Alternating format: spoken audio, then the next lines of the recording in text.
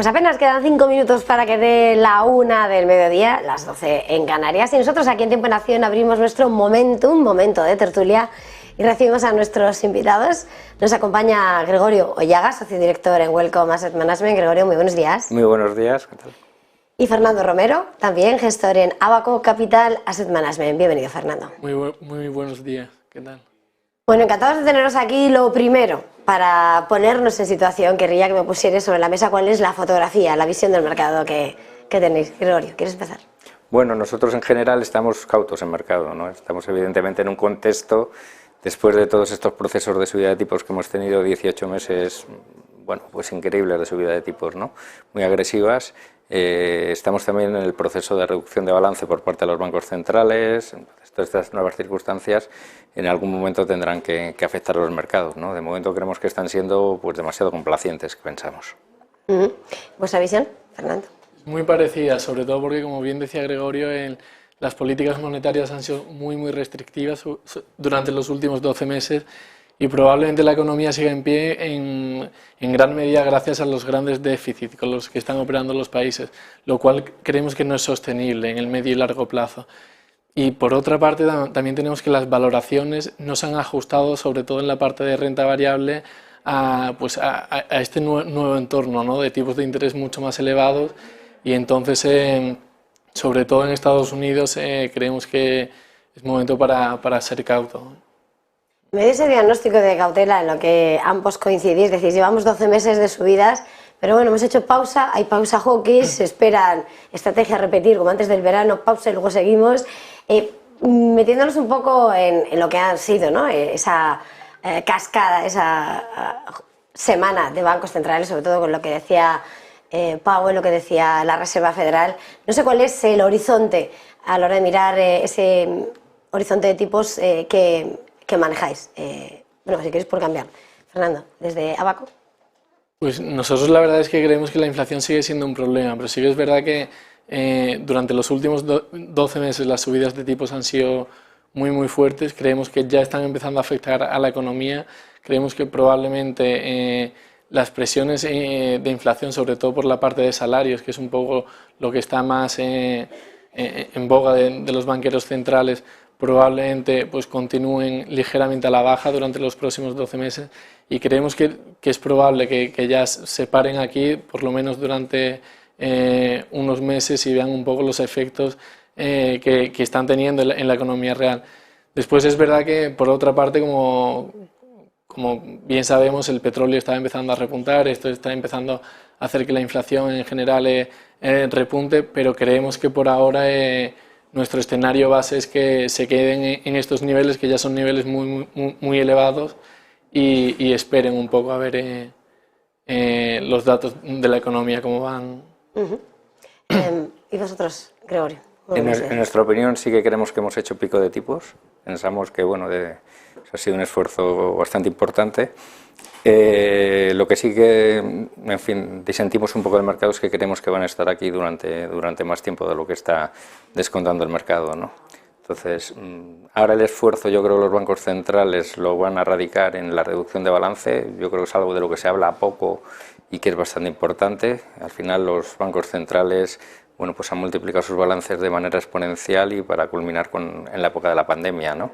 Entonces yo creo que el Banco Central Europeo, yo no lo veo ya que se vaya a centrar en la subida de tipos, sino redujo uno de sus programas de compras, el APP, que era el histórico que tenía, y lo redujo, y ahora queda el de la pandemia, ¿no? El programa de compras que implementó durante la pandemia, y yo creo que va a ser los próximos pasos que dé, ¿no? Probablemente a principios del año que viene ese programa de compra, el PEP, pues empiece a reducir y haya una reducción de balances. Ya hemos visto algo de reducción en todas las inyecciones que hizo, ¿no? Hizo inyecciones muy fuertes, los famosos TLTROs, inyectaba dinero a los bancos para que fluyera al sistema el dinero, ¿no? Y ya vimos una reducción de balance. Llegó a estar el balance del Banco Central Europeo cerca de los 9 trillones, ha bajado a 7,2, y yo creo que va a tener que seguir bajando.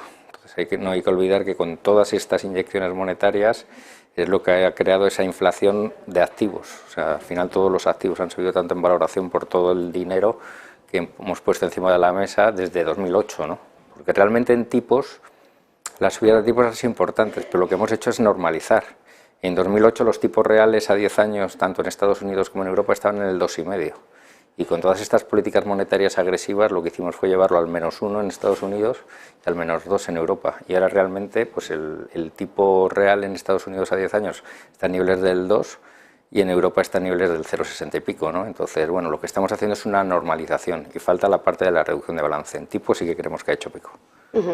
Bueno, en un momento, vamos a continuar. Bueno, decías a todo esto, Gregorio, que desde Welcome Asset Management disentís en cuanto al horizonte temporal de esos tipos altos. No sé si tenéis una fecha en cuanto a ese escenario o simplemente está más abierta. Hombre, está más abierta porque evidentemente va a depender mucho de los datos. Comentaba antes Fernando el tema del petróleo, ¿no? El petróleo hay que tener en cuenta que en el primer trimestre del año que viene, si siguen estos niveles, va a estar un 30% sobre el primer trimestre del año pasado, ¿no? Entonces, bueno, pues es algo a tener en cuenta. En principio, pues calculamos que sobre el último trimestre del año que viene, pero evidentemente hay que seguir los datos muy de cerca, ¿no? La economía muy de cerca, a ver cómo va desarrollando. En un momento vamos a mirar más los datos, vamos a hacer una pequeña pausa para publicidad y enseguida volvemos.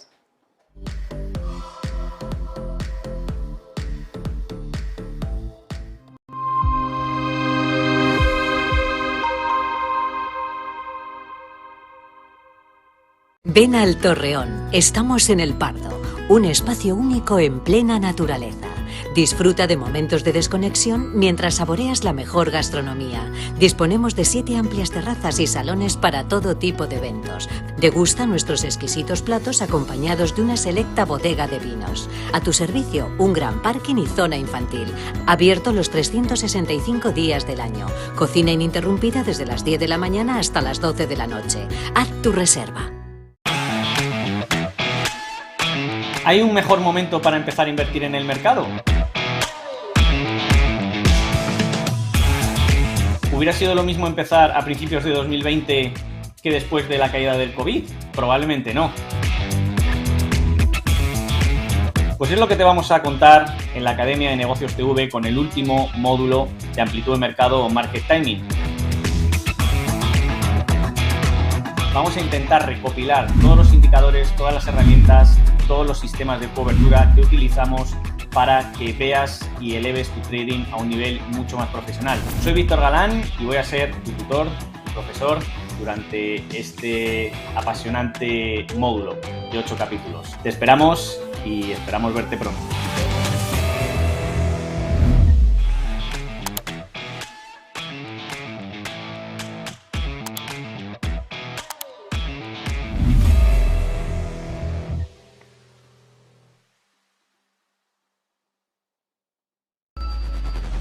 Localizarnos ahora es más fácil.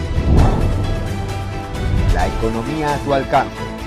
Empresas, inversiones, tecnología. Ya en la app de Movistar. Vive la economía. Negocios Televisión.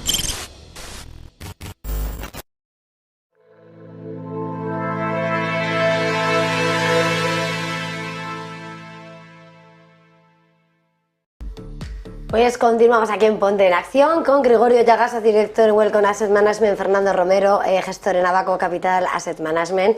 Nos marchábamos hablando sobre ese horizonte en el que veis o no los tipos altos, cuándo puede darse el pivot o no, lo que barajaba el mercado y lo que dicen los bancos centrales. Con todo esto, mirando más lo que es la estrategia que tenéis puesta en marcha en pleno debate sobre la duración con la mirada puesta en esas rentabilidades, quería preguntaros cómo estáis trabajando vosotros desde vuestros análisis. Fernando, ¿quieres? En tema de duraciones seguimos posicionados en la parte corta de la curva, porque como decía Gregorio, primero queremos que mientras la economía sea fuerte y no haya ningún evento crediticio importante, la inflación puede ser un poco más estructural y por tanto los tipos mantenerse en niveles más elevados, sobre todo durante más tiempo, no más elevados del tipo actual, pero sí durante un periodo más largo de tiempo.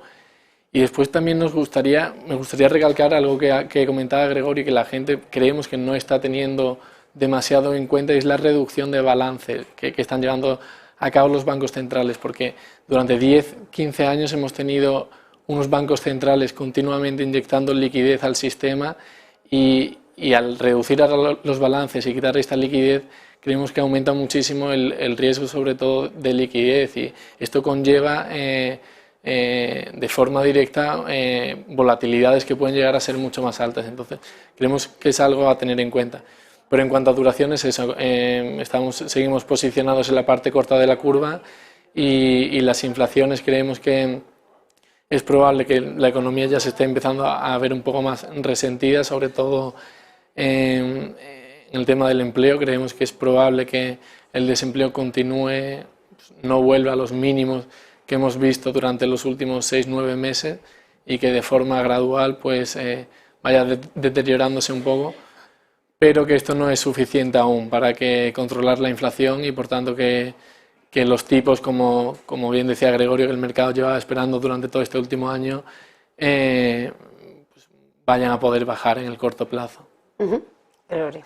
Pues coincidimos bastante, estamos todavía en duraciones cortas, es el debate que hay ahora en mercado, ¿no? Si coger duración o no coger duración. Muchos bancos están recomendando ya coger duración. Nosotros no consideramos que todavía hay que esperar un poquito. Se acerca el momento, pero hay que esperar un poquito. En primer lugar, porque no te está pagando el riesgo, o sea, las curvas están invertidas. En Europa en 45 puntos básicos, tienes el 2 años alemán en el 3,25 y tienes el 10 años alemán en el 2,80, o sea, no te está pagando el coger un riesgo superior. En Estados Unidos en 70 puntos básicos está la curva invertida. Por otro lado, como comentábamos, las bajadas de tipo las esperamos que sean más que se alarguen en el tiempo, porque al final tocaba el tema del empleo. Es cierto que en Estados Unidos, por la normativa laboral, el desempleo se da la vuelta muy rápida, ¿no? Pero estamos todavía a niveles del 3,8 de desempleo.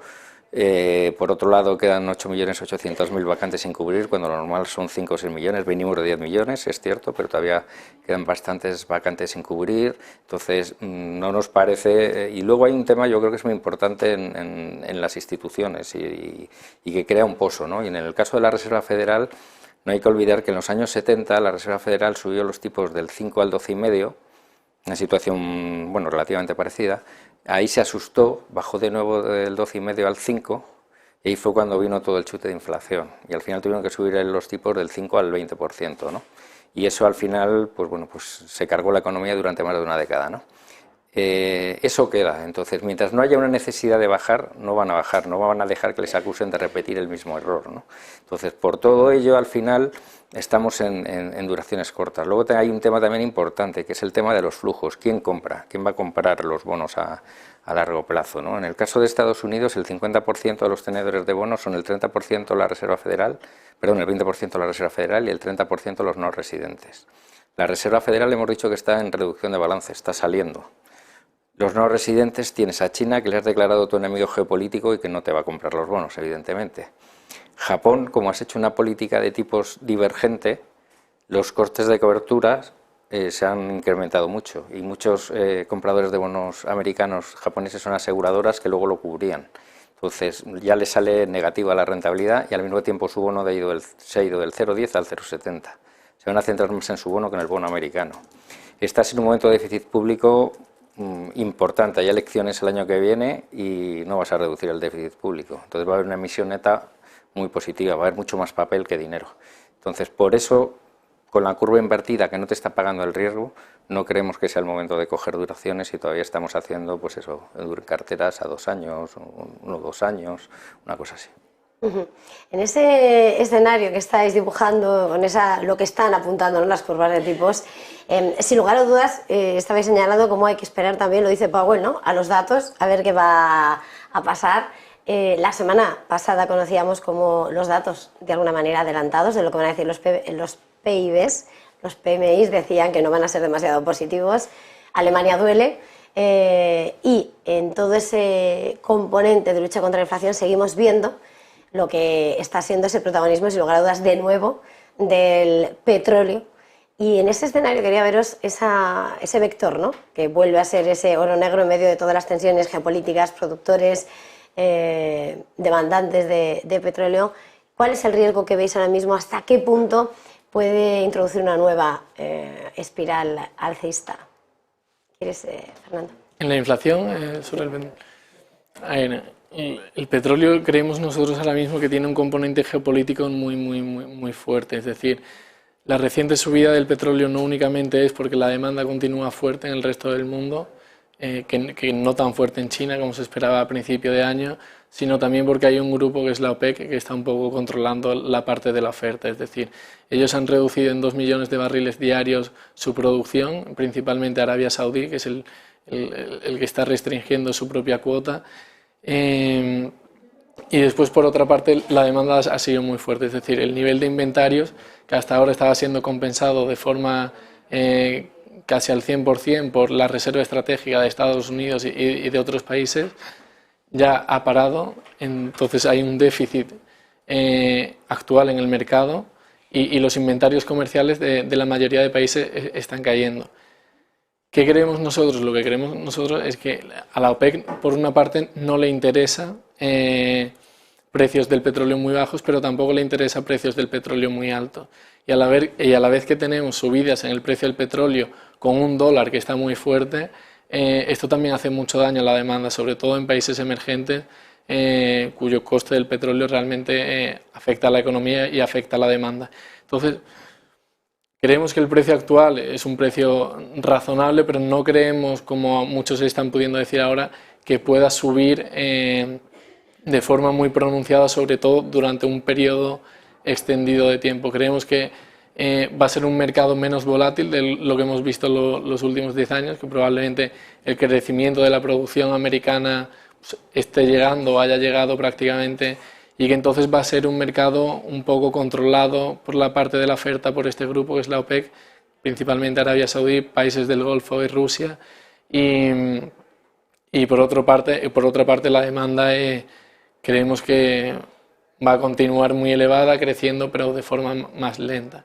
Creemos que va a ser algo más estable. En el corto plazo sí puede afectar a la inflación. Como decía Gregorio al principio, al primer trimestre del año pasado los precios del petróleo ya habían empezado a caer bastante. Si se mantuviesen los niveles de hoy en día hasta enero, febrero, marzo, que creemos que es probable, pues eso sí va a hacer que la inflación comience a rebotar. En el medio y largo plazo no vemos que sea un grandísimo problema para... ¿Cómo lo veis? Compartimos bastante la opinión. Al final pensamos que es un problema de oferta, ¿no? Al final lo que comentaba la OPEP Plus, ¿no? Al final, sobre todo Arabia Saudita y Rusia son los que están manejando los precios. Se compensó en parte por las reservas estratégicas de Estados Unidos, pero bueno, solamente en parte, pero tampoco le conviene a Arabia Saudí, yo creo, estrangular tampoco a sus clientes, ¿no? Entonces, niveles por encima de 100 pues parecen complicados. Todo esto habría que ver también si entramos en recesión, ¿no? Si entramos en recesión, al final, pues evidentemente la demanda pues caerá y podría hacer que alguien se produjera una caída del precio, ¿no? Entonces, a corto plazo, es un poco lo que comentábamos, pues para el primer trimestre del año que viene es un 30% sobre base sobre este año, luego evidentemente va a tener su efecto en inflación, pero luego a medio largo plazo tampoco pensamos que vaya a afectar demasiado, ¿no? Aquí igual un poco lo que sí que puede empezar a afectar un poco más en la inflación y la única noticia positiva que puede haber algo en Europa es un pequeño incremento de renta disponible, es decir, con estas caídas que está habiendo un poquito de inflación, el tema de los incrementos de salarios, ¿no? Que van con un retraso y se están incorporando con retraso, y eso sí que podría afectar un poquito más al tema de la inflación, ¿no? Pero por lo demás, evidentemente la economía europea pues muy débil, ¿no? Estamos viendo demanda interna cayendo, exportaciones cayendo, todo cayendo, ¿no? Entonces, muy complicado, la verdad. Ahora, ya estaba señalando hace un momento, ¿no? Si hay recesión, mirando a lo que puede pasar con el petróleo, ¿cuál es el escenario en el que estáis trabajando mirando a Europa? Siempre desde los bancos centrales, el análisis es son muchos países diferentes, Estados Unidos es una economía en común. ¿Cuál es el escenario que barajáis para ambas partes del océano? Bueno, yo creo que este verano se ha producido una divergencia muy clara de datos, ¿no? Datos relativamente buenos en Estados Unidos y muy malos en Europa, ¿no? Creemos que esta divergencia de datos, bueno, pues va a tender a estrecharse, ¿no? En ambos lados yo creo que la demanda interna en principio debería caer, en primer lugar porque hemos consumido el ahorro que se generó durante la pandemia, el crédito está cayendo en todos lados, en En Europa lo teníamos en septiembre del año pasado, estaba más 6%, en julio de este año está más 1,5%, o sea, el crédito claramente está cayendo. En Estados Unidos también está cayendo el crédito y además ahí tiene un componente que no hablamos, también nos hemos olvidado un poco del tema, que es el de los bancos regionales y que son muy importantes en todo lo que es el crédito a las pymes y al real estate, ¿no? Entonces, yo creo que eso va a hacer que la demanda interna pues caiga, ¿no? En Europa además se acrecenta con la demanda interna pública, ¿no? Yo creo que Bruselas va a empezar a apretar a partir para el año que viene ya, en todo el tema de déficit público va a empezar ahí a apretar. Estados Unidos con elecciones no creo, pero en Europa caerá. Y luego, menos importante para Estados Unidos, pero para Europa, que es una economía muy exportadora, ¿no? Es una economía muy abierta, muy exportadora. En Alemania las exportaciones representan un 45% sobre PIB. Bueno, pues por un lado tienes a China, que bueno, pues que la salida está siendo más floja de lo esperado, ¿no? Con todos los problemas de su sector inmobiliario, de endeudamiento y demás. Y luego tienes lo mismo que pasaba con el tema de los flujos en la deuda pública americana, pues aquí tienes que tú has hecho una política monetaria restrictiva y Japón la ha hecho expansiva. Entonces el euro-yen se te ha ido de niveles pues, de 120 a niveles de 157. Y tu competidor en exportaciones es Japón. O sea, Japón y Alemania exportan lo mismo, exportan al final industria con mucho valor añadido, ¿no? Coches, componentes, industria, todo con mucho valor añadido. Bueno, pues resulta que tu competidor se ha abaratado mucho, ¿no? Entonces nos está haciendo bastante daño, cuando salen las cifras de balanza comercial y demás, pues se ve que nos está haciendo bastante daño, ¿no? Entonces, lo único que no hay que olvidar, que el mandato del Banco Central Europeo al final es la inflación y tampoco hay que olvidar, dentro de lo que comentaba de ese pozo que tienen las instituciones, bueno, pues el gran peso que tiene en el Bundesbank todo el tema de la inflación, ¿no? De la crisis de la República de Weimar y demás. Entonces, por eso pensamos que, pese a que va a estar débil, pues todavía no se van a producir esas bajadas de tipos. Tenemos Fernando para sí, bueno, cerrar. La verdad es que ha hecho un comentario bastante completo, coincidimos en prácticamente todo. Solamente por añadir un poco, pensamos que las exportaciones europeas, que están muy ligadas sobre todo al sector industrial, pues ahí hay dos problemas.